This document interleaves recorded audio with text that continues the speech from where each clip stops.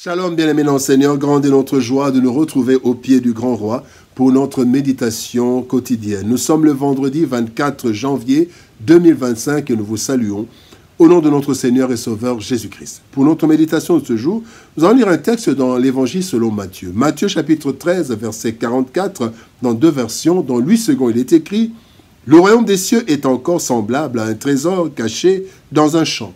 L'homme qui l'a trouvé le cache et dans sa joie, il va vendre tout ce qu'il a et il achète ce champ. » Parole de vie 2017 nous dit « Le royaume des cieux ressemble à ceci. Il y a un trésor caché dans un champ. Un homme trouve le trésor et il le cache de nouveau. Il est plein de joie. Il va vendre tout ce qu'il a et il achète ce champ. » Achète ce champ.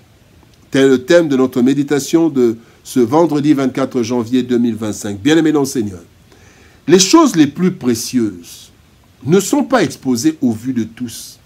Cela est un principe général qui s'applique sur les biens des humains, mais aussi sur les trésors, sur les minéraux, plusieurs choses. Ces trésors cachés se découvrent soit par grâce ou après effort. Dans le domaine spirituel également, il y a un grand trésor caché, le plus grand, le royaume des cieux, qui n'est pas apparent, mais réel et palpable par ceux qui sont à Christ et qui sont en Christ.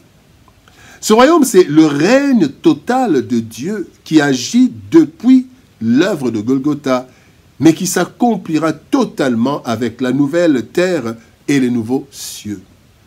Lorsque nous le découvrons, ce trésor, comme cet homme, nous sommes prêts à tout céder, à tout vendre pour le gagner. Tel est le sens du texte du jour dont nous allons voir quelques leçons. Première leçon, bien-aimés, découverte merveilleuse. Jean 4, 29 nous dit « Venez voir un homme qui m'a dit tout ce que j'ai fait. Ne serait-ce point le Christ ?» C'est la femme samaritaine. En un moment de la vie, bien-aimés, nous faisons une expérience merveilleuse. C'est la rencontre, le contact avec le Seigneur. En effet, en grandissant, nous ne voyons que les personnes physiques autour de nous, les parents, les amis, etc. Mais en devenant plus grands, nous nous retrouvons face à des réalités qui vont au-delà du physique. Et nous entrons en contact avec le monde invisible, le monde spirituel, dans des rêves, les pensées et plusieurs choses. Et le contact avec le Seigneur se fait à son initiative. À son initiative, selon qu'il est écrit, « Nul ne peut venir à moi si le Père qui m'a envoyé ne l'attire. » Jean chapitre 6, verset 44. Mais à son initiative, mais d'autres, c'est sans effort de notre part. Parfois, c'est sans effort de notre part, comme la femme samaritaine de Jean chapitre 4. Certains rencontrent le Seigneur sans effort. D'autres rencontrent le Seigneur par l'intervention des proches. Ou autrefois, la femme samaritaine, quand vous lisez Jean 4, 29, elle est allée appeler les autres Samaritains. Il y en a aussi qui rencontrent le Seigneur par des actes de bon cœur, des actes qui touchent le cœur de Dieu. L'exemple de Corneille.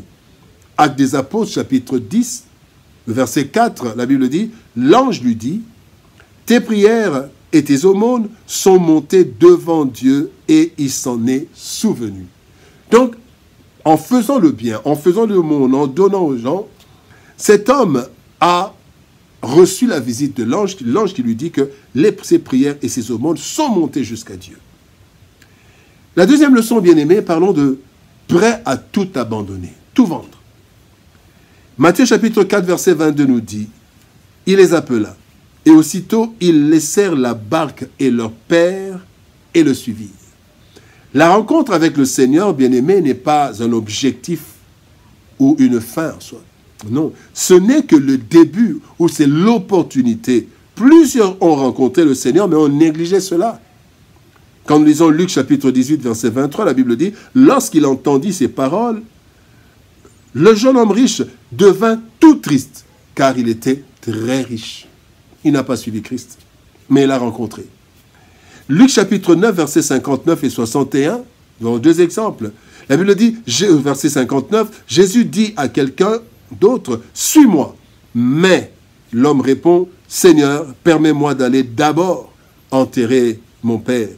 Verset 61, quelqu'un d'autre encore dit à Jésus, « Seigneur, je vais te suivre, mais d'abord, permets-moi d'aller dire adieu à ma famille. » Et le Seigneur les a désavoués. Le « mais », bien-aimé, a fait perdre à beaucoup l'occasion unique de salut. L'homme qui a découvert le trésor est allé vendre. Matthieu chapitre 13, verset 44. Et la femme samaritaine, elle a abandonné sa cruche. Jean chapitre 4, verset 28, il est dit, « Alors la femme ayant laissé sa cruche s'en alla dans la ville. » Elle a abandonné la cruche. Bien-aimé dans le Seigneur. Mais Christ dit, dans Luc chapitre 9, verset 23, « Puis il dit à tous, si quelqu'un veut venir après moi, pas seulement me rencontrer, mais venir après moi, qu'il renonce à lui-même, qu'il vende, qu'il abandonne. » Cet homme est allé tout vendre pour acheter le champ. Troisième leçon, bien-aimé, investir dans ce champ. 1 Corinthiens chapitre 10, verset 31 nous dit, « Soit donc que vous mangiez, soit que vous buviez, soit que vous fassiez quelque autre chose, faites tout pour la gloire de Dieu. » L'homme qui a tout vendu pour acheter le champ au trésor a accepté de tout perdre, de tout vendre rapidement et de gagner plus qu'il avait perdu ce champ dans lequel il y avait le trésor. Cela allait lui prendre du temps pour exploiter, mais c'était un investissement sûr. Ce champ, bien-aimé, c'est l'œuvre de Dieu. Ici, il ne s'agit pas de l'Église ou de l'œuvre spirituelle, mais de la vie dans le Seigneur. C'est ça, la vie chrétienne, la vie dans le Seigneur. En effet, notre vie dans le Seigneur est comme un champ dans lequel il y a un trésor caché, le royaume de Dieu, la vie éternelle. Nous devons donc investir dans cette vie chrétienne. Investir avec la sanctification. Selon Hébreux chapitre 12, verset 14, il est dit « Recherchez la paix avec tous et la sanctification, sans laquelle personne ne verra le Seigneur. » Investissons dans ce champ, dans cette vie, avec la sanctification. Nous devons investir, bien-aimés, avec la piété. 1 Timothée 6,6 nous dit « C'est en effet une grande source de gain que la piété, avec le contentement. » Investissons dans ce champ, investissons la justice dans nos vies. Matthieu 5,6 nous dit « Heureux ceux qui ont faim et soif de la justice, car ils seront rassasiés. » Investissons dans ce champ, dans notre vie, avec la libéralité. Hébreux chapitre 13, verset 16. « N'oubliez pas la bienfaisance et la libéralité, car c'est à de tels sacrifices que Dieu prend plaisir. » Bien-aimés dans le Seigneur, dans tous les domaines de la vie, nous devons investir dans notre vie chrétienne. Que je sois pasteur, politicien, militaire, infirmier, infirmière, enseignant, je dois investir dans cette vie chrétienne, dans tout ce que je fais, parce que c'est ce champ, et dans ce champ, il y a le trésor, il y a la vie éternelle, il y a le royaume des cieux. Et nous achetons ce champ en acceptant Jésus-Christ. C'est là que nous achetons la vie chrétienne, et nous commençons. Comme cet homme qui est allé tout vendre, ou comme cette femme qui a abandonné sa cruche, nous aussi, lorsque nous faisons la merveilleuse découverte du Christ, nous devons être prêts à vendre, à abandonner tout ce qui nous empêche de nous attacher à Christ, notre essentiel, et ne vivre que pour lui dans tout ce que nous faisons sur cette terre, dans quelque domaine que ce soit. C'est cela, acheter le champ. Ce champ, bien-aimé, ce champ de douleur qui apporte la gloire, ce champ d'humiliation qui apporte l'élévation, ce chant simple et banal à vue d'œil, au vœu des autres, mais qui renferme la plus belle merveille, le royaume de Dieu, où le règne de l'Éternel est total et sans partage, où les ténèbres n'existeront plus. Prions.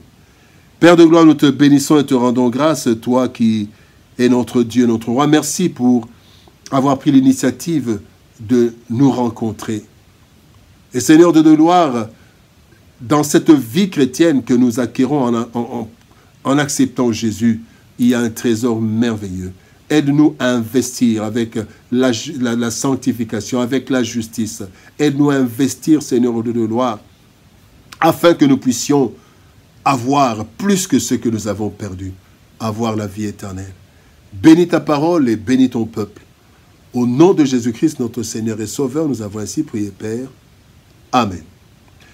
Bien-aimés dans le Seigneur, que Dieu nous bénisse. Shalom, au revoir, et par la grâce de Dieu, nous nous retrouvons demain pour une autre méditation au pied du grand roi. Shalom, au revoir, et par la grâce de Dieu, à demain.